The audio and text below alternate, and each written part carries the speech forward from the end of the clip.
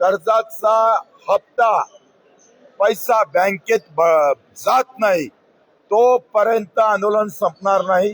2026 ही जर तारीख आमच्यासाठी 30 जून 2026 म्हणजे रनिंग कर्ज आता 31 मार्च 2026 ला ते थकीत होईल आणि आताचा कर्जदार आजच्या वर्षाचा कर्जदार थकीत मध्ये येईल आणि तो माफ होईल।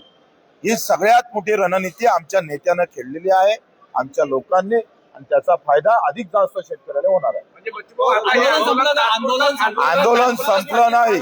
आंदोलन संपलं नाही जेथपर्यंत कर्जाचा हप्ता पैसा बँकेत जात नाही तोपर्यंत आंदोलन संपणार नाही। थोड़ी जरी इकडे तिकडे नजर केली तर खबरदार, हम यहाँ खड़े हैं, हम अभी जिंदा है।